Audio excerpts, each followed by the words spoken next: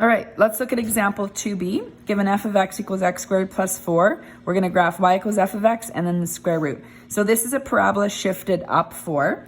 So we're going to go up 4. The scale's already in here for us. Draw your regular width. So over 1, up 1. However far you go over squared. Over 2. 2 squared's up 4. And that's far enough because if I went over 3, I'd have to go up 9 and I'd run out of room.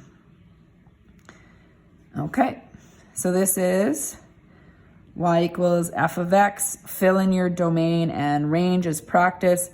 So our domain is xe reals. And our range is y is greater than or equal to 4.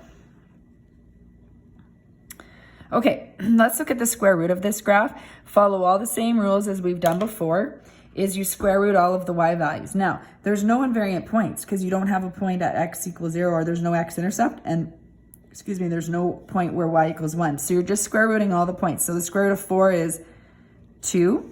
The square root of 5, now sometimes I put this in calculator stuff so you could square root it. Otherwise, I know the square root of 5 is a little bit above 2.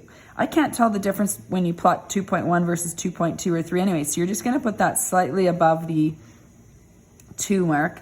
Same thing on this side. So it's good to estimate. Square root of 8, well again, square root of 9 is 3. So you can just use that point, or square root of 8 is got to be a little bit less than 3. So it's okay to do some estimation there. Square root of 8 has got to be a little bit less than 3.